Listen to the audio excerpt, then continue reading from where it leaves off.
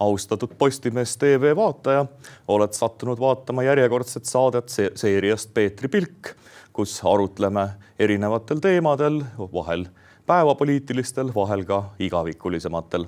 Täna pühendame suure osa oma saatest ajaloo mõtestamisele ja punamonumentidele ja et selle teemalist arutelu pidada, olen omale kutsunud stuudiokülaliseks Sõjamuuseumi teaduri härra Ranno Sõnumi, ajaloolase. Tere tulemast! Tere ja tere ka kõigile Postimees TV vaatajatele. Et olen Ranno Sõnum, Eesti Sõjamuuseumi teadur ja minu põhiline uurimisvaldkond Eesti Sõjamuuseumis ongi just sõjahaudade uurimine, mis kätkeb endas nii Nõukogude sõjahaudu, Saksa sõjahaudu kui ka Eesti sõjahaudu, näiteks need, kes on Eesti vabadussõjas langenud ja just punamonumentidest olen koostanud ka eelmine aasta andmebaasi Nõukogude sõjamonumendide sõjahauad Eestis aastatel 1944 kuni 1991, et mis on kõigile Sõjamuuseumi koduleheküljel vabalt kättesaadav. Ja nagu me kuupäevast näeme, et varsti on see punaväelaste sabat 9. mai tulemas, et läheb meie külalise valik ja vestlus tõenäoliselt üpriski kalendriga ka teemasse. Ja muide palju õnne sünnipäevaks, et avastasin, et sul on ka täna sünnipäev, et said oma sünnipäevapäeval tulla meie saatesse, et aitäh. Aga vastavalt Peetri Pilgu saate traditsioonidele alustame mõningate päevakajalisemate uudiste kommenteerimisega ja võtamegi oma esimese uudise, milleks on uue saate Põhimõtted ja riik, see on Maailmavaate mõttekoja poolt, Veiko Lukmani poolt juhitud saade ja Ott Lumi ja veel mitmed inimesed, kes seda initsiatiivi veavad ja artikkel Postimehes pealkirjastatud, kui oleme teel 5 kõige vaesema riigi hulka Euroopas. Nimelt majandusteadlane Raul Eamets tegi ühe sellise kompaktse raporti, kus ta analüüsis Eesti olukorda ja ka teed edasi. Muu hulgas mainides ka ühe võimalusena, et pensioneid ei peaks hetkel võib-olla, ta mainiski kuskil eri kontekstides toodi välja, et nagu külmutada tõus või midagi taolist. Aga et väga palju sellised konstruktiivseid ettepanekuid, mida saaks teha ja milline selline emotsionaalne viha sööst hakkas tulema, enamasti ma vaatasin Facebookis kõikvõimalike koalitsioonipoliitikute poolt, et nüüd Raul Eamets tahab pensionäridelt lausa raha ära võtta ja väikse pintsi seisma panna, et kuidas sinule see, ütleme, selline järjekordne teadlase või analüütiku, selline hästi rumal ründamine, et mis mulje sulle jättis, et ajaloolasi rünnatakse muide samamoodi kui... Ma olen ise arvamusel, et üldjuhul et endast targemaid inimesi tasub kuulata. Või vaielda, aga mitte emotsionaalselt. Aga kui vaielda, et siis tuleb olla ka argumenteeritud, et sul peab olema, et mitte niisama, nagu öeldakse, puusalt tulistada, vaid ongi, et sul peavad olema faktid, et sa pead ära tõestama, et see ikkagi nii ei ole. Et see on minu meelest oluline, et kui majandusteadlane ütleb, et meil on asjad kehvasti, et siis tuleks teda ikkagi kuulda võtta. Ja just, mis mind hämmastas ka ühe ministri ja tegelikult mitmete inimeste Facebooki igasugu postitused, mis mõned ilmusid ka kuskil olgu raadios või lehes, on selline emotsioonitsemine, pensionärid võetakse pints ära ja kuidas kurjuse jõud tulevad peale. Tegelikult ju teadlased, nagu ka ajaloolased, majandusteadlased pakuvad välja lihtsalt stsenaariume, et mida võiks teha, mis võib sündida, keegi ei mõtle, et võtame vana inimeste raha ära, et selline emotsionaal rünnak, just kuidas sa emotsioonidega kütad siis selle vaese vana inimese üles, et nüüd ta arvab, et kuskil on mingid kurjuse jõud, kes tahavad ta pinsi ära võtta.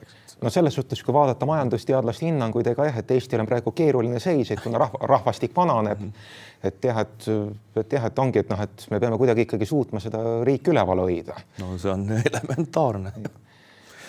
Aga lähme nüüd jälle järgmise kõige enam sel nädalal tähelepanu köitnud uudise juurde, et ERR-is selline uudis koos kohtuotsuse tekstiga, ringkonnakohtu otsuse tekstiga, pealkirjaga uudis.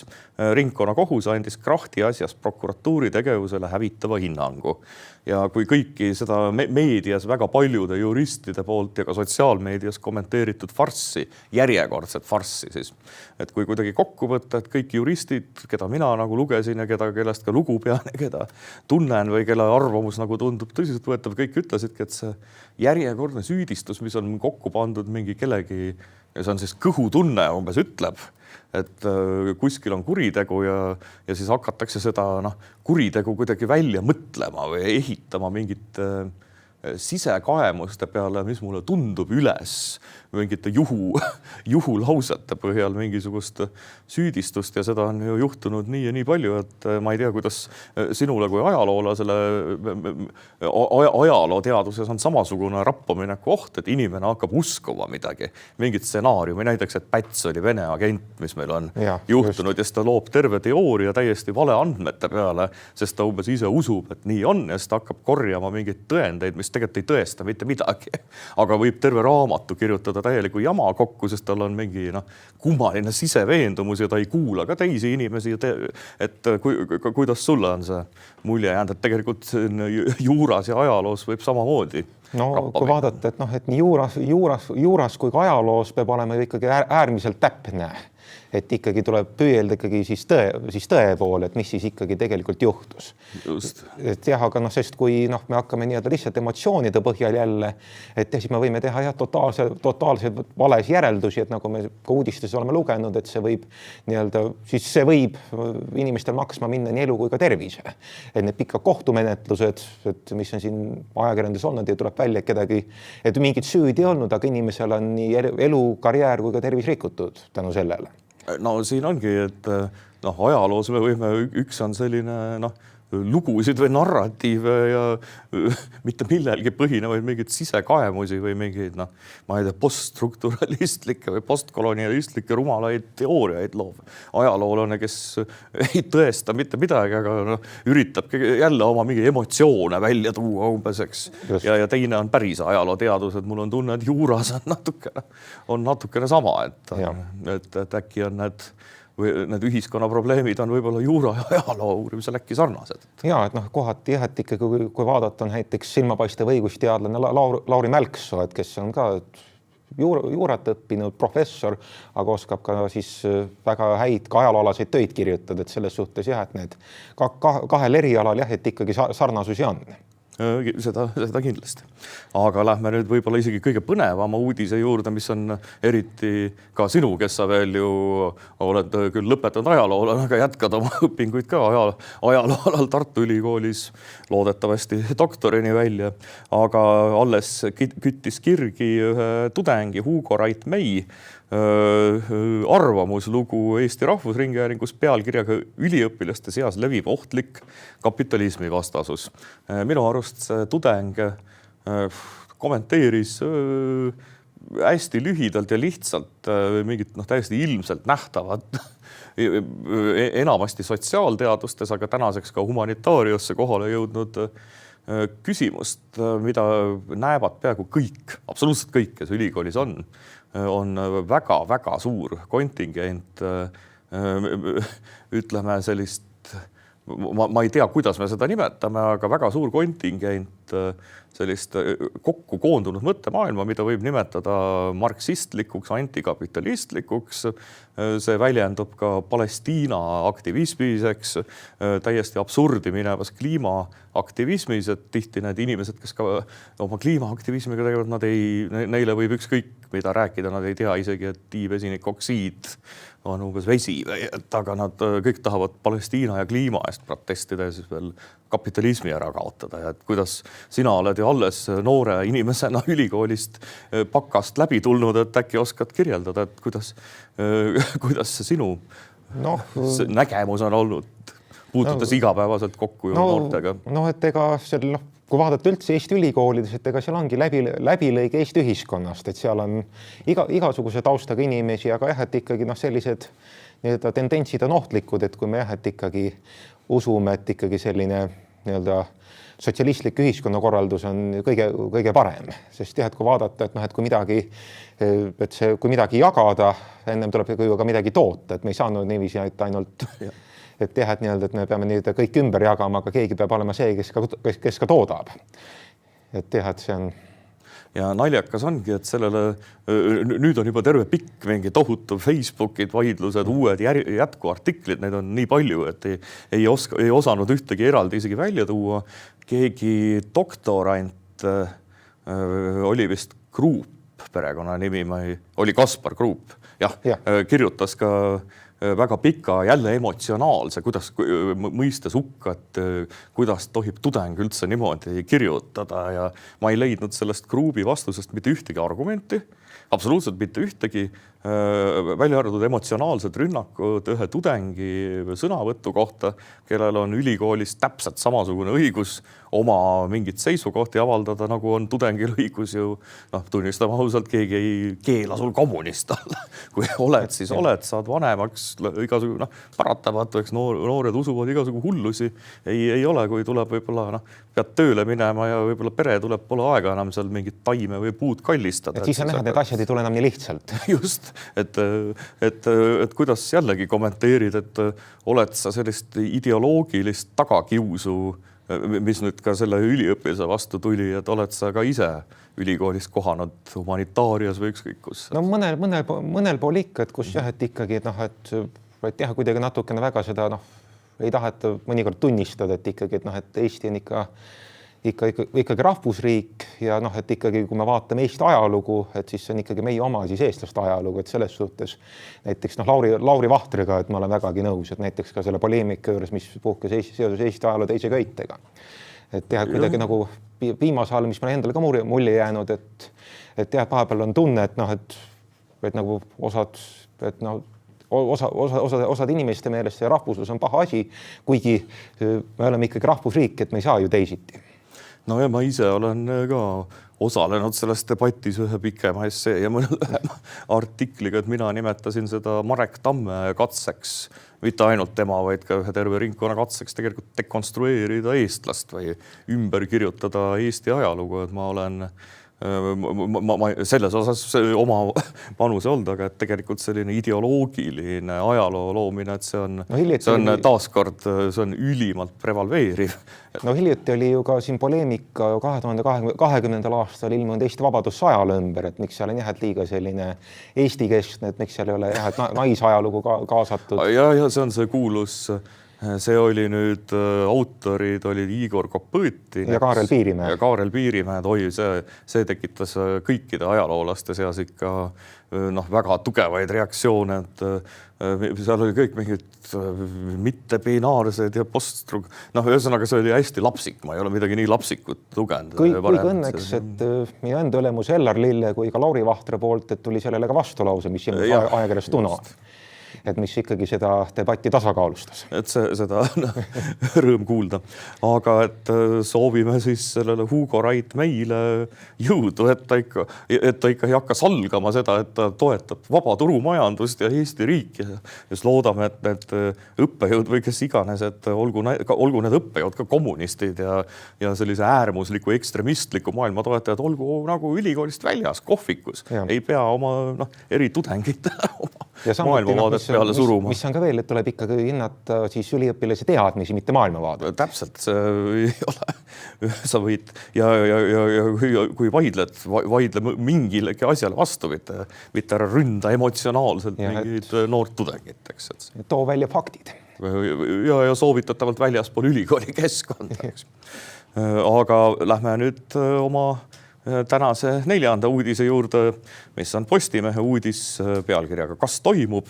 Ivan Gorod ei anna Narvale suunatud 9. mai propagandakontserdi kohta selget teavet. No sõjamuuseum ja ka sinu erialast tulenevalt sa tõenäoliselt oled rohkem kursis, et mis need tulemas on 9. mai Punaarmee sabatipäeveks, kus nad tähistavad oma võitu, mis saabus tänu Ameerika ja Briti abile, ilma milleta oleks sakslased jõudnud tõenäoliselt Sahalini saareni välja, eks. Et tähistavad jälle oma sabatit, mis on tegelikult suunatud hoopis agressioonile kõikide naabrite vastu, et on sul mingit infot või mida siis plaanitakse? No mul täpselt infot ei ole, mis seal plaanitakse, aga tõenäoliselt vaadates eelnevaid aastaid, et eks seal tuleb jälle siis selline propagandakontsert.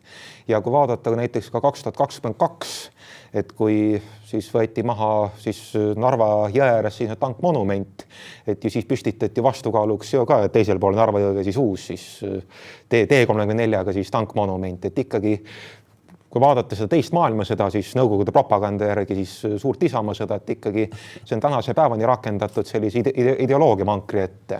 Ja mida ei taheta näiteks ka praegune selline Vene siis propaganda ajalookirjandus eriti rääkida seda, et tegelikult 1941. aastal valmistuti ise hoopis siis sõjaks, aga jah, et siis Saksamaa ennetas, et mida on veenvalt tõestanud ka siis Viktor Suvorov näiteks oma raamatutes. Ja see on ka see, kas Stalin üritas kogu Lääne-Euroopat võib-olla isegi vallutada, see on ju väga pineva ajaloolise veel ka see, vaadata uuemaid uurimusi, et siis Aleksander Koguni raamat Läbimõeldav piinepäev, et kuidas ikkagi Stalin plaanis ka siis 3. maailmasõda. Et kus siis Kogun toob välja, et nii Ameerika ründamise plaanid Alaska kaudu kui ka kõik muud. Et jah, et siis Lääne-Euroopa valitsuste õnnestamised ja nii edasi. See oli periood, kus Stalin oli juba üpris paranoiline ja maailmast eemaldunud, et ta võiski, tegelikult tal võis olla suuruse hullustusest tulenevaid väga huvitavaid ideid juba selleks. Ta oli piisavalt pikalt olnud ainuvalitseja, et minna oma soovides veidi ka täiesti hullu. Aga selles suhtes jah, et Venemaa on osanud alati et propagandat teha. Et selles suhtes, kui vaadata ka näiteks 9. mai paraad, et isegi mis seal on, et tõenäoliselt mõned on seal libaveteranid, et kuna loomulikult. Võib tõenäoliselt enamuses, et kuna kui vaadata, et eelmine aasta sai teise maailmasõja lõpus 80 aastat, et need mehed viimased, kes veel teisest maailmasõjast osa otsid, et need on 100-aastased mehed ja vanemadki. Ja neid tuleb järjest juurde, et kui vaadata, et seal.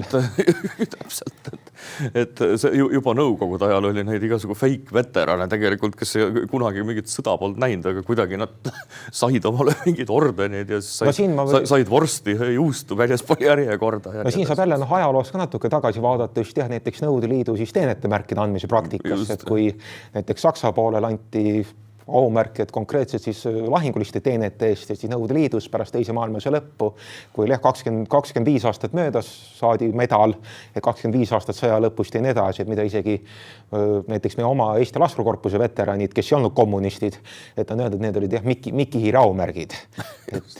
Anti mitte millegi eest. Aga need olid hõbedast vähemalt mingil perioodil, et siis vähemalt Nõukogude Liit vähemalt raiskas oma ressursse, et see oli selles osas positiivne. Et selles suhtes jah, kui vaadata näiteks ka Nõukogude sõjaveteranidest pilt, et kus nad on ülikonnad selles aumärgid küljes, et siis ongi, et kuskil 1-2 aumärki saadi konkreetselt sõja eest ja ülejäänud juba jah, et siis pärast sõda, et erinevate siis juubelite tähistamiseks. Ja, et nii ta selgelt on, aga kõik need Vene ka libasõjaauad, mida on ju palju ja nende igasugu punamonumendid, mis on teisele maailmasõjale pühendatud. Olen ka ise korduvalt eri saadetes ja mõnes artiklis võrrelnud neid juba vanast Lähis-Idast ja Sumerist tuntud piirikividega, eks. Et tegelikult Punaarmee, olgu need sõjaauad või igasugused obeliskid või mis tahes, need on tegelikult Vene impeeriumi territooriumi tähistavad piirikivid. Tegu ei ole, nende eesmärk ei ole mingeid langenuid mälestada, vaid näidata, et meie oleme siin. See on otseses mõttes tähis, nagu ütleme, teatud loomad, eriti kiskjad ka, märgistavad oma kehavedelikega mingeid piirkondi, mis ta tahab siis sõnumi saata, see on minu oma, et siis moskoviidid teevad seda oma nende puuslikega ja igasugu võltsitud sõjahaudadega ja uskumatu on taas juba kuskilt 10 aastat vaadata, kuidas kõik võimalikud, olgu need kunstiajaloolane Kalm või siis ajaloolane Tamm, eks, Tallinnast ja koos kõik võimalike erinevate punaprofessoritega kaitstakse siis neid vaenlase territooriumi tähiseid kui meie mälu. Milline hädakisa tuleb, kui keegi tahab jälle mingi punapuusliku maha võtta ja tohutu hädakisaga, kui keegi midagi Eesti nagu ajaloo vastu teeb, siis see on nagu hea, et see on lääne teadus, et nii tulebki teha, aga et äkki oskad anda siis viimase aja nagu ülevaate, et kuidas on nendest punapuuslikest ja igasugu fake audadest vabanemine kulgenud, et millega ju ka Sõjamuuseum tegeleb. No sellega Sõjamuuseum on väga ohtralt tegelenud viimase 3 aasta jooksul, et jah, et nüüd 2025 ehk siis eelmine aasta, et suuremad ka nüüd ümbermatmised ja väljakaemised said läbi ja kuigi kui vaadata, et ikkagi siis Nõukogude okupatsioonivõim rajas ka hästi palju jah, et nagu sa ütlesid, just selliseid libasõjahaudu.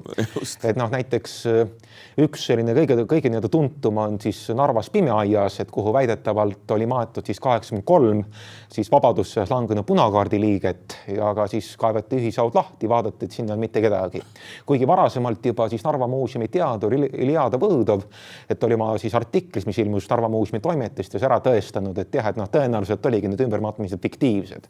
Et oligi, et need monumendid, et oligi siis Nõukogude okupatsioonivõimu sümbolid, et millega taheti oma siis ajalookäsitlust kinnistada ja ühtlasi siis ka, nagu sa ütlesid, et need olid ka siis nende siis maamärgid. No sama see, Vaasja kirjutab Jaabulstes või midagi taolist, et see on minu maa. Ja ja veel, mis tasub just ka nende just sõjahaudade puhul välja tuua, et kui on jah, et inimesi ümber maetud, et me vaatame siis ka tolleaegsete siis Nõukogude siis sõjakomissariaatide materjali, et kes on sinna ühishauda maetud, et siis jah, et ega meil ei ole täit kindlust, et just see konkreetne isik on sinna maetud, et need nimekirjad on koostatud ka väga siis võib öelda sõna otseses mõttes suvaliselt, kuigi ainukene siis Nõukogude sõjahaud, kus on õnnestunud tuvastada, et ikkagi need konkreetsed isikud sinna maeti, et on siis Porkuni lahingus langenud siis Eesti laskukorpuse võitlejate ühishaud, mis asub siis Lääne-Virumaal Loksa külas. Et ja kuidas ma olen nii-öelda selle järelduseni jõudnud, et ikkagi need laskukorpuse sõdurid, ohvitserid on sinna maetud, et kuna nende meeste langemised tulevad välja ka väga mitmetest mälestustes, et mis on nii arhiividesse talletatud, kui ka pärast Eesti taasiseseisvumist kirjutatud ja isegi, mis Porkuni puhul tasub välja tuua, et isegi paar ohvitseri langesid seal ka oma meeste käe läbi. Näiteks üks oli ka kapten Rudolf Ernesaks, kes tahtis minna siis Saksa poole peal võidelnud meeste juurde läbirääkimistel, et nad alla annaks, aga jah, et siis kohali siis väeosa juures on politrukk, laskis Ernesaksa maha, et kui nad arvas, et ta tahab siis jutumärkides siis fašistide poole peal üle minna.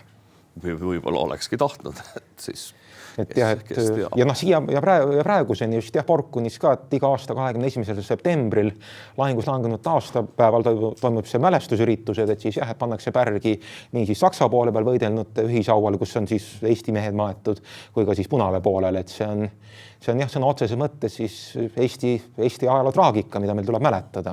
Ja siin see tulebki selgeks teha, et ega hukkunute mälestamine, isegi kui nad on Punaarmeest, et selles ei ole iseenesest ju midagi halba. Aga tulles... See on paratamatu, et inimesed said surma ja see, et kui inimene päriselt mälestaks neid ohvreid või inimesi, kes surma said, see ei olekski probleem. Aga kahjuks see nii ei ole, nagu me teame. No jah, et ikkagi jah, et kui vaadata, et meie siis idanaaber ikkagi neid monumente kasutab ikkagi ära meie vastases infosõjas. Ja veel tulles ka nüüd ka selle punamonumentide siis kaitsmise juurde, et ega mis nende kaitsjad kipuvad ära unustama, kes ikkagi arvavad, et neid tuleks ikkagi säilitada, et kuna tegu on ikkagi sellise Eesti ajaloopärandiga, et siin tuleb meelde tuletada ka seda, et nimelt 1940, kui siis Eesti okupeeriti Nõukogude Liidu poolt ja asuti kohe hävitama ju ka siis Eesti vabadussõjas langenutele püstitatud monumente.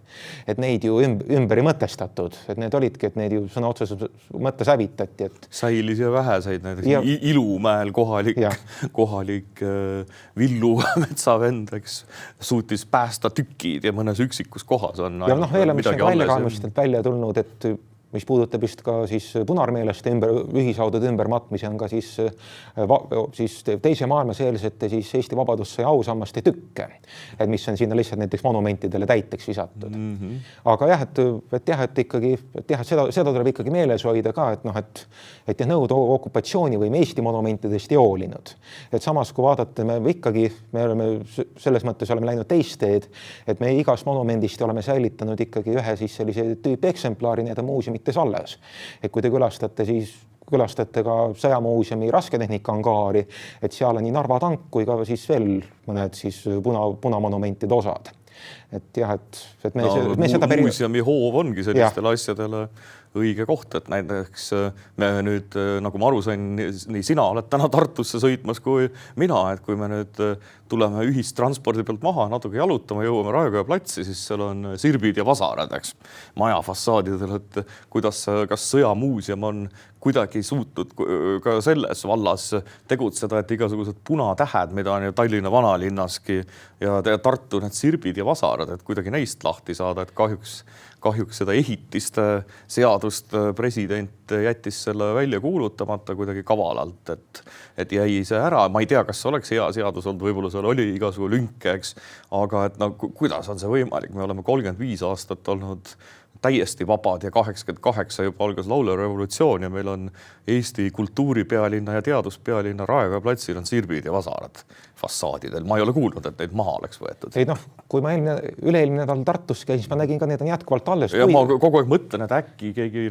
öösel mingid tudengid nagu Jaak Valge üritab maha saada selle küüditaja Smuuli monumenti, millele muidugi punakirjanikud vastu on, aga et mingid tudengid nagu nõukaajal käidi Kuperjanovi haual või igasugu pulli tegemas okupatsioonivõimude vastu, eks, et keegi võiks ei taha nüüd üleskutset kuidagi teha, aga kuidagi keegi võiks ka, ma ei tea, väikse haamritüki kas või punaseks värvida või midagi. Sellele jah, et ikkagi tuleks tähelepanu juhtida. Lihtsalt tähelepanu juhtida mingi performance'iga kas või. Kuigi jah, et ikkagi sellise ehitiste majade küljes olevad punasümboolikad, et Eesti sõjamuuseumi pädevusse ei kuulunud, et see on küsimus arhitektuuri ajaloolastele, et meie et ikkagi pärusmaa on ikkagi sõjahauad ja sõjahaudadel olevad siis Nõukogude sõjamonumendid. Aga et see oleks, kui Berliini kesklinnas või ütleme Müncheni kesklinnas oleks seal ütleme mingil peatänaval kõik kohad oleks haakriste täis paaril majal, et võime ette kujutada. No siis oleks sellest väga suur skandaal. Aga et meil on nõndanimetatud kultuuritegelased ja ajaloolased kaitsevad terrorisümboleid ja kurjategijad neid maagilisi märke kui nagu kultuuri või ma ei saa sellest aru. Et see on kummaline, aga loodetavasti see küsimus võetakse uuesti käsile. Tahaks loota.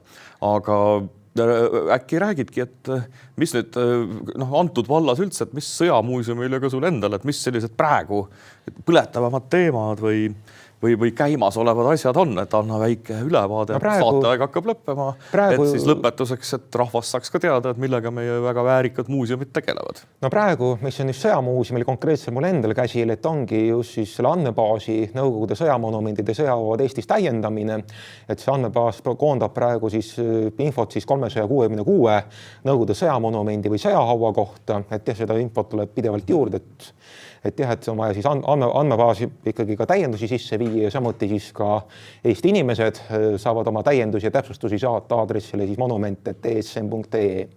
Aga kuna nüüd siis suuremad siis kaevamised on läbi, et siis sõjamuuseumil on plaanis siis kirjutada siis ka üks monograafia, mis siis käsitleks just et siis nii Nõukogude sõjamonumente kui ka sõjahaudu terve siis okupatsiooniaja jooksul, et kuna ikkagi, kui me seda tööd tegime, et siis me nägime, et on ikkagi vaja sellist tasakaalustatud terviklikku käsitlust sellest teemast.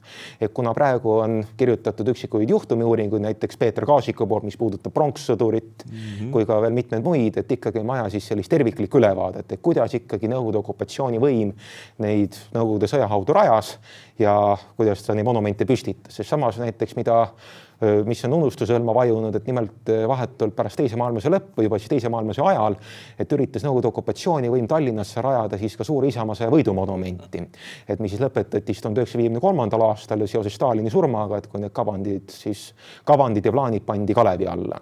Et see on ka siis üks selline teema, et mida tuleks ka siis laiemale publikule laiemale publikule täpsemalt rääkida.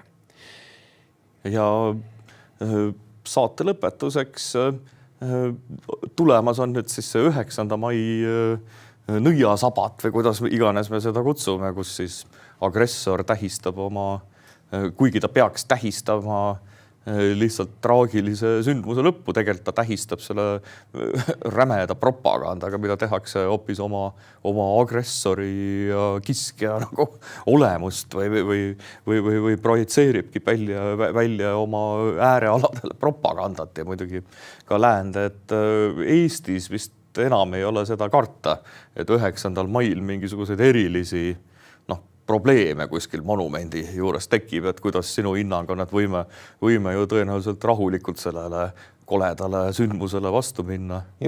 Suure tõenäosusega me tõesti rahulikult, et kuna näiteks et meie organid tõenäoliselt oskavad seda, et erinevalt mõnedest muudest asjadest seda on osatud minu arust väga hästi teha. Aastate jooksul probleem olnud siis just pronkssõdur, mis asub Kaitseväe kalmistul, et ka seal, et on Eesti õiguskaitseorganid väljas ja suure tõenäosusega möödub see rahulikult, kuigi kui vaadata, et siis Kaitseväe kalmistut ega sealgi, et praegu Eesti Sõjamuuseum tegeleb sellega, et ikkagi kalmistud järk-järgult taastada. Et see päris lihtne ei ole, et kuna seal on väga palju selliseid fantoomhaudu, et kui on lihtsalt fiktiivselt mõnele punaohvitserile või sõdurile kivi püstitatud, et et me hetkel et Eesti Sõjamuuseumi kõige suurem töö, et on ka just ka Kaitseväe kalmistu siis taastamine algsel kujul. Aga tänan sind selle targa jutu ajamise eest meie vaatajatele ja kuulajatele ja enne siis teise maailmasõja Euroopa sõjateatri lõpu aastapäevade saabumisteks tulebki vist soovida kõikidele seda, et mälestagem hukkunuid kõikidelt pooltelt, kelle oma suguvõsast, kus iganes ja siis ärgem pangem tähele neid igasugu propagandajamasid, et tõenäoliselt me oleme selle vastu vaimselt kaitstud ja soovime ka ilusat saabunud sooja kevadet ja kohtume järgmisel nädalal saates Peetri Pilk juba uute teemade ja uute saatekülalistega. Tänan vaatamast!